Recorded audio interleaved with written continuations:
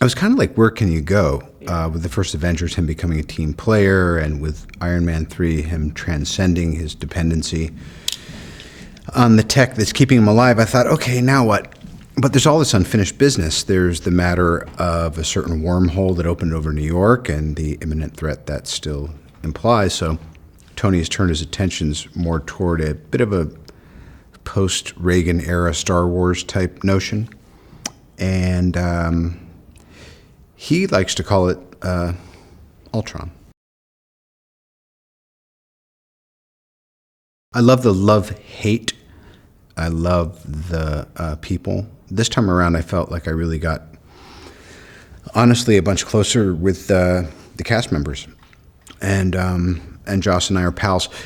Meanwhile, there's always that part of it that you never forget your first time. And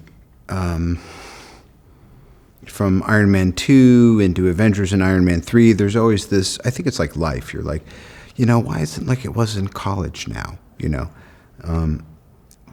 But more than any other of the Marvel movies since Iron Man 1, for me, I feel like this is really a kind of a feeling of an ending of an era and the beginning of another. Obviously, some of that is informed by the new blood coming through, with Elizabeth Olsen and Aaron Taylor Johnson. And I welcome it. Well, there's a lot of full circles going on. Probably the most personal one is James Spader playing Ultron.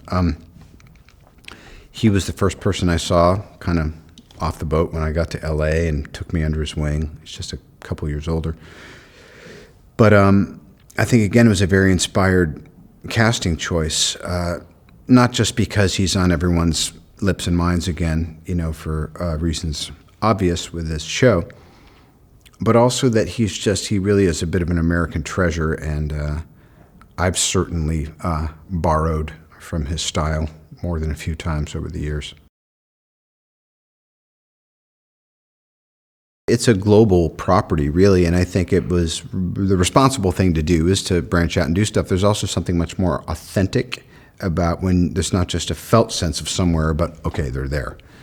And I'm certainly glad it happened, and it seems like it's really adding to the overall scope of the thing.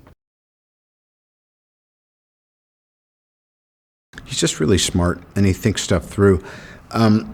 I remember sometimes the joy of things was we were kind of creating things as we went along or within the context of the story. We were really figuring out, well, what frequency should this scene be? And Joss tends to already be a couple of steps along in that process, which occasionally can make you feel like, oh, well, what am I bringing? But there's always other steps that can go. And so it makes it easier to get to the best version of something because he's practically there already most of the time. Hey movie fans, Valerie here with a cool Avengers movie fact.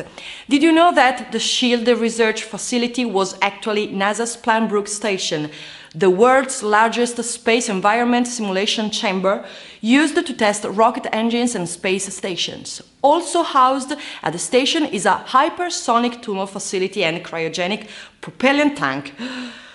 Wow, now that's pretty amazing. That's it for today. Subscribe to keep up to date on all the latest releases, and remember, walls have ears. Bye bye.